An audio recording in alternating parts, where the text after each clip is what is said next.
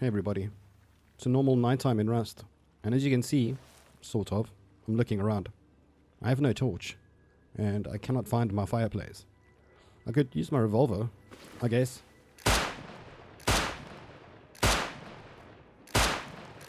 Ah, there we go. And welcome to the lighting system for the average Rust user. In fact, 88% of people do not use electricity in Rust, which is quite disturbing because, well, nighttime's pretty fucking dark.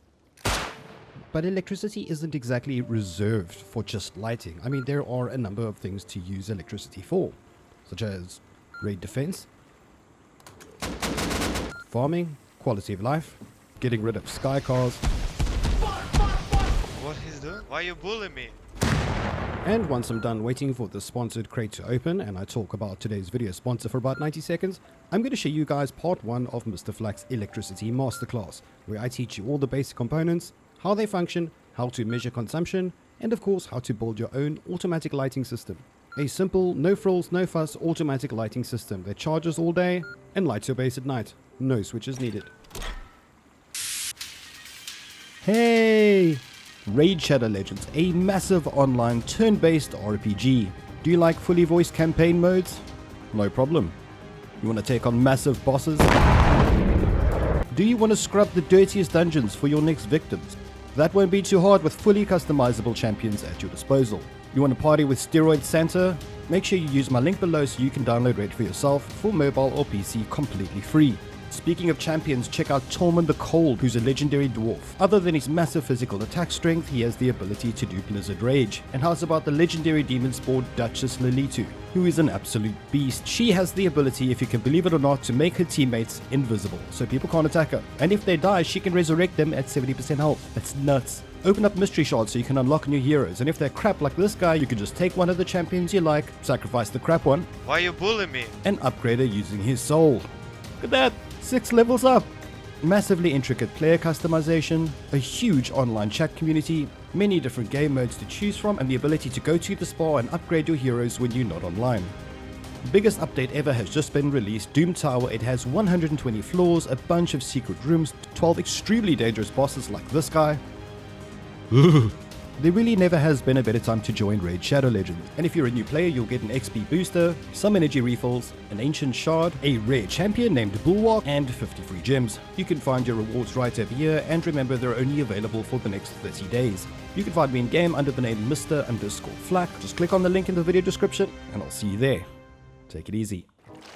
Now, generating electricity in Rust is fairly simple. There are 3 ways to do it. You can use a wind turbine that uses the power of wind. You also can use solar panels, which uses the power of sun. And you can use a generator, which uses low-grade fuel to run. And if I look at the output port of an electricity creator like this one, I can see there is 57 Rust watts coming out of this one. Obviously the wind turbine is variable. The faster the blades turn, the more electricity comes out of it. With the solar panel, however, it outputs 20 Rust watts in full sun. And the small generator produces 40 Rust watts once you turn it on. Like I mentioned before, human beings use kilowatt per hour to measure their electricity, or 1000 watts per hour usage. This is a way to measure exactly how much electricity we use. Almost every human on Earth uses kilowatt per hour to measure their electricity usage. This falls under the metric system. Well, almost everyone on Earth. Except for America, who for some reason are still using Imperial. And they, I guess, measure their electricity in freedom gallons per horsepower or something. I don't know. In the world of Rust, we use RWM, or Rust watts per minute. And what that means is how many watts we can produce or consume per minute. But what happens if there's no wind in the sky? What happens if there's no sun? And what happens if you're out of low-grade fuel? Well, then you are definitely going to need a place to store it, and we use batteries to do so. Now you get small, medium, and large batteries, and how it works is like this. If I go over to the small battery, you will see it has a capacity of 150 Rust watts. It has a maximum output of 10 Rust watts, and it has a meter for active usage, which is on 0. Now every device in Rust has a power usage. This one is 2 for the ceiling light. The medium battery has a 9000 watt capacity with a maximum output of 50, and the large battery has a max capacity of 24,000 watts with 100 being a max output. Now I know this might be a little bit intimidating, but let's take it easy. I'm going to go over to my wind turbine now. It's turning quite slow, unfortunately. I'm going to use an output side of the wind turbine, and I'm going to use my left click to connect it. I have up to 16 different placements. You can see just below my distance number there. And if I connect it to the input side of a device like a battery, you will see that it is now charging. The capacity will start rising. If I were to place an electrical component like a ceiling light, hook it up, you will see that I have an active usage of 2. And if the capacity, for example, is 697 watts, and my usage is 2 watts, thanks to that light, I can divide the 697 rust watts by the 2 watts active usage to get 348.5 minutes of usage, or 5 hours and 51 minutes. But let's talk efficiency. We can use 100 rust watts from a large battery, we know this already. But all 3 batteries are rated at 80% charging efficiency. What this means is the electricity going into the battery will only arrive at 80% of its original amount. So in order to make the large battery charge at a full 100 rust watts per minute, I will have to insert 125 rust watts. And of course, 80% of 125 rust watts is 100 rust watts. Meaning if you charge a large battery with 125 electricity or more, it will never ever run out. -1, that's free, quick maths. Now that we know how to make electricity, how do we actually use the electricity? First off, we've got the splitter, and the splitter is exactly that. It splits the electrical output. So from the large battery, I'm going to power the top of the splitter, sending a full 100 rust watts into it, and at the bottom I'm going to connect one little light. If I connect to just one of those 3 outputs, it will send the full charge through to one port. Of course, if I put 100 in and the splitter itself uses 1 rust watt, it leaves me with 99. If I connect a second light, the full 100 going in will actually be split amongst the 2 ports that are in use. The third one will remain blank. If I connect the third port, that 100 input will be divided equally amongst 3 ports, leaving 33 for each one. And next is the electrical branch. If I push E to configure this device, it allows me to set a number that I can branch off from the main power supply. Let me add electricity from the large battery. I'm going to insert 100 electricity into the bottom of this branch. The device itself uses 1 rust watt. If I push E on it and I have that number 5 there, it will send 5 out the left hand side of the branch, meaning the power out will have 94 watts left. If I branch out 10, it will leave me with 89. It's a simple calculation. Now let's say I wanted to power, for example, an auto turret. Now auto turrets, if I look at my inventory, have a power usage of 10 rust watts.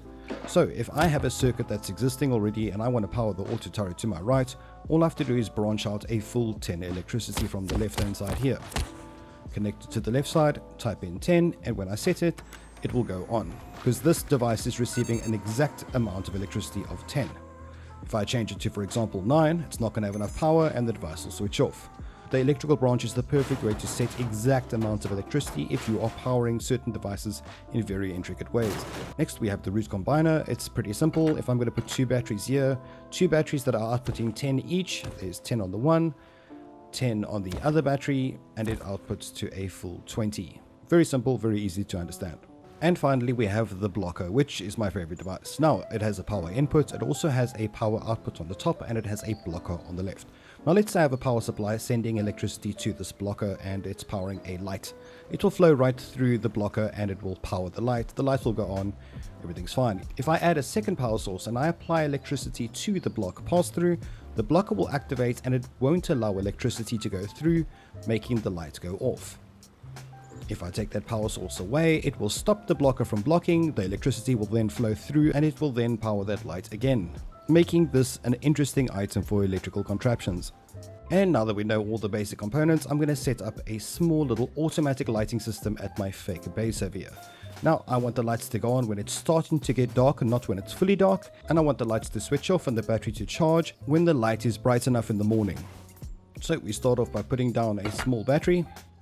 And because I'd like to use 2 solar panels, I'm going to use a root combiner so that I can make 2 solar panels connect into one. Now I'm going to head to the roof and work on my solar panel placement. Now the sun sets in the west and it rises at the east, and during the day it goes over the sky in a slightly northerly direction. Now most people would want to place their solar panels either facing west or facing east. This is incorrect. You want to be placing your solar panels to the north. The reason is when you place your solar panels to the north, the sun will travel From the east in the morning, it will go over in a northerly direction and it will set at the west, making the solar panels get an almost all-day charge at 20. Hook up those 2 solar panels to your root combiner. Try and make your cables nice and neatly so that it's easier to understand them. That's the first one. And that's the second one. And now we have a full 40 rust watts coming out the top of that root combiner. From the root combiner, we're going to go straight to the small battery, remembering to keep the cables as neat as possible. We are going to pop down some lights over here in no particular order. Now I'm going to place down my blocker. From the output side of my battery, I'm going to power into the blocker, and from the output to the blocker, I'm going to go straight to my lighting system. There we go. The lights are going on because nothing is stopping that blocker from blocking. So what I'm going to do to make that blocker stop is add a solar panel as a sensor solar panel. I'm going to place this little thing here, but this is what's going to be on my roof, and I'm placing 2 half walls. I'm placing it for a very specific reason. I'll explain in just a second, but the half walls are important to make sure that the lights go on early enough so that it's not dark, and that the lights go off late enough in the morning so that it's bright enough to see. We place down our sensor solar panel, and we wire it very neatly to the side of the blocker. The lights will immediately go off because the blocker is blocking thanks to that 3rd solar panel. I'm going to get authorization quickly so you can see the flow of electricity and you can better understand what's happening. Now, during the daytime, the 2 solar panels on the roof, let's call them the solar charge panels, are going to send electricity to that root combiner. The root combiner is going to take that combined electricity and it's going to output it straight to the battery. That means while the sun's out, the battery is going to slowly charge. At the same time the battery is charging, it's also going to be outputting electricity to that blocker. However, that blocker is activated thanks to that sensor solar panel that's sending electricity to the blocker. Now, all throughout the day, the sensor solar panel will have light on it, so it'll continue sending electricity to that blocker, causing it to block. Once that sensor solar panel is covered in shadow, it will not send electricity to the blocker, which means the blocker will no longer block, and it will now allow electricity from the output side of the battery. It will be able to pass through the blocker and it will make its way to the lighting system. And now we have lights in our base at the time of day when it starts getting really dark. The reason why the lights are going on while there's still a bit of sun left is thanks to that low wall. If it wasn't for that low wall, that sensor solar panel would still be covered in light and those lights wouldn't activate yet. The low wall, however, makes the sensor solar panel think that it's in darkness and therefore activates early, giving you decent light before it's too dark. At this point, you can enjoy the lighting system inside your base and you won't have to use a revolver to see where you are. Then in the morning, when the sun becomes bright enough, that sensor solar panel will get some electricity again, and once it gets electricity, your lights will switch off and your battery will resume charging. And there you have it, a lighting system that goes on automatically, goes off automatically, and never needs to be charged or changed. Thank you so much for watching. Please be sure to subscribe so that you can catch part 2 of the Mr. Flak Electricity Masterclass. It is going to be insane. I'm going to go into more detail on the more complicated things, and I'm going to show you guys how to build a self-trapping base mechanism. And when I say self-trapping base mechanism, I totally mean it. It's new, it's improved, it's simplified, and you get to catch people while they're still alive. And you can play with it. To my beautiful Patreons, my YouTube members, my supporters, my donators, I absolutely adore you. Thank you so much for your support. I'll catch you guys next time. Flak out.